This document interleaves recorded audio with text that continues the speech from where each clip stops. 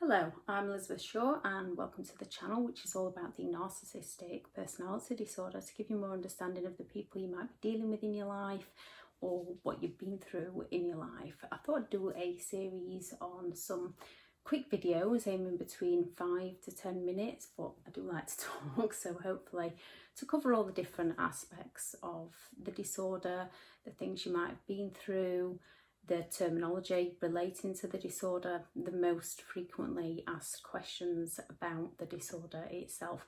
This video is about the 9 characteristics of the disorder. There is a playlist on the glossary of the disorder on the channel. I'll try and link that into the description. I've not linked a playlist into a description before. I'm hoping it'll work. And I'll also link the video that explains in more detail. So what is a narcissist? Now, we can come across narcissistic people.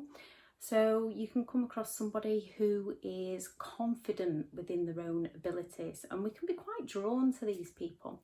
If they haven't got the other kinds of characteristics, if they don't go around exploiting people, they're not a narcissist just because they are confident. The same as jealousy. We can all be jealous at one point or another during our lives. We can all hear a place that someone's going or someone's purchased something that we would like. The difference is we don't go around seeking to destroy them to achieve that. We just learn within ourselves that that feeling means, oh, we'd like that. So we find ways of achieving that for ourselves. With a narcissist, they usually try and put those down or take advantage of those people to get it met the shortcut way. So just because someone has some of these characteristics does not make them a narcissist. We can have narcissistic tendencies. It's the way in which we use those tendencies. If we're listening to our feelings and our instincts and using them to help us not destroy others, it doesn't make you a narcissist.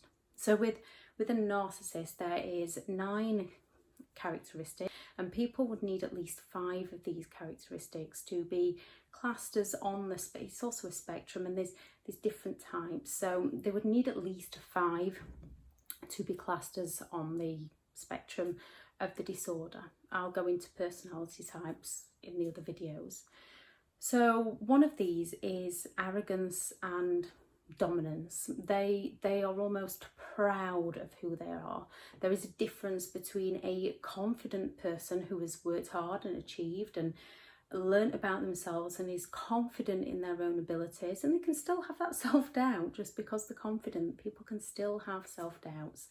They just try and try, they might fail, and they just keep going and keep trying. People are quite attracted to confident people. Whereas with a narcissist, it's not confidence, it's arrogance. They're almost boastful, and they can be boastful in how they've hurt other people. If you listen carefully to the words that they say, they can be quite proud of how they've destroyed other people. Another one is that sense of entitlement. Now, you do kind of need to put your needs first in life so that you can be the best, be the best of yourself, to give the best of yourself. But most people have that patience, that kindness, that empathy. With a narcissist, it can be quite embarrassing, because if you go to like a restaurant or somewhere with them and they expect the service to be instantaneous, varying coverts, I'll do that on another video, but they expect the service to be instant, and they can be quite aggressive, or they can be quite rude, or they can be quite charming to get their needs met. Their world revolves around them and getting their needs met. Another one is that jealousy and envy, and as I said at the beginning of the video, we can all be jealous and envious from time to time within our lives. It's usually a feeling when it comes to narcissistic people, and they're telling you you're just jealous. That feeling is your instinct telling you that they're up to something, and they're telling you that you're jealous to distract you from what they are up to. We can have feelings of jealousy if someone's brought a new car that we would like, and it's a normal human emotion. We shouldn't run away from our emotions. We should listen to what they're telling us, so we can look at them and think, oh wow, I'd like one of those one day, and then we find a way to work hard to earn the money to achieve that for ourselves. A narcissist will go all out to put other people down. They will claim that they've had an inheritance to get that, or they've cheated somebody to get that. They'll claim the other person, the whole projecting the narcissist behaviour onto someone else. You have to listen closely to how they talk about other people and other people's achievements. They exploit other people, and whatever they do is always to meet a need of their own, whether it's the future faking, whether they're finding out all your likes, and that's what they do in the beginning. They find out all your likes and all your dislikes, and then they promise to deliver, fake promises to deliver on all these things, all your dreams, all your desires, to slowly take them away from you one by one. That they're only promising you these things to get their needs met in the present, to distract you from what they're up to in the present. And they exploit their parents, their children, their work colleagues, their partners, their friends, often in covert, underhand ways. Whatever they do is to meet a need of their own. A preoccupation with power and success. So you may find that they exaggerate all their achievements, or they make up grand stories of achievements, or down to people that they know. And as you're listening to them, they can sound quite convincing to begin with, but there'll be those little things that just don't make sense. And if something doesn't make sense, it doesn't make sense, and that's on them, not on you. The grandiose, the superiority. Now, not all of them show this, not all of them have this characteristic, but they can be quite grandiose in their mannerisms, in their ways. They can act quite superior. The same as that entitlement. When they go to the restaurant, they feel superior, they feel entitled to get served, to have it their way. The lack of empathy is a big one.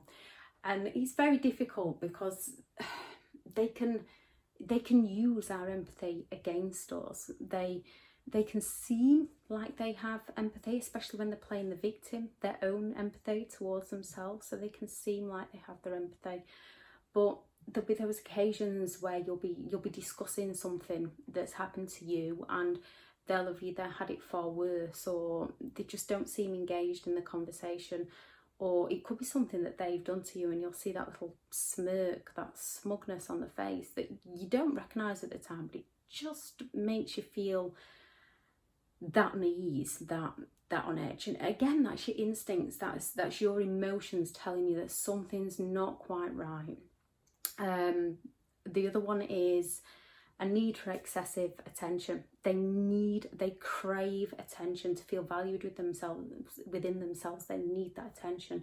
They will go all out for negative attention, while they'll go for the smear campaigns and things like that, and they'll go all out for positive attention, which is when they flatter. There's a difference between flattery and compliments.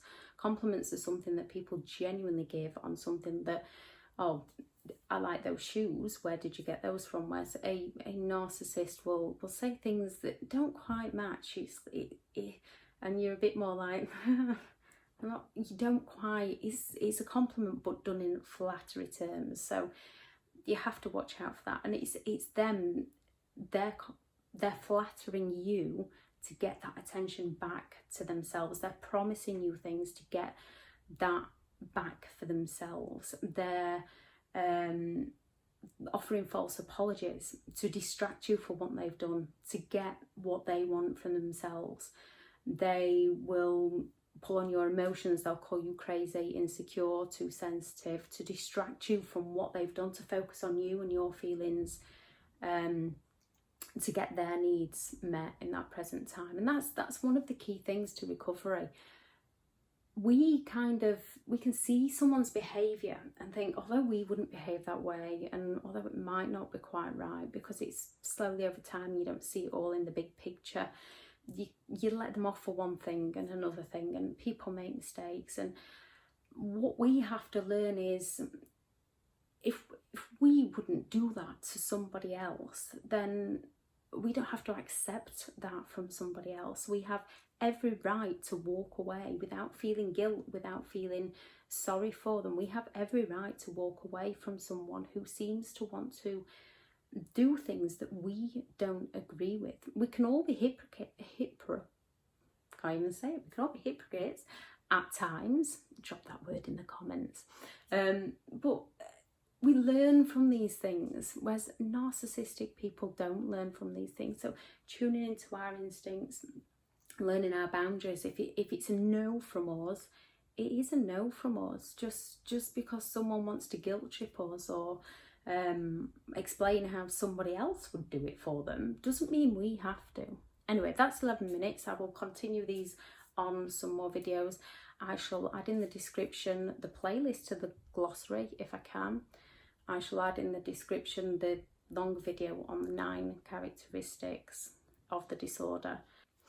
I shall add in the description the online courses that I have available. Please, if you do find the information on this channel helpful, please like, subscribe and share, because it helps raise awareness, it helps spread awareness of what is happening in society today. And please add in the comments anything that's helped you through this, because people reading it, it can help them. Thank you very much for listening. Bye.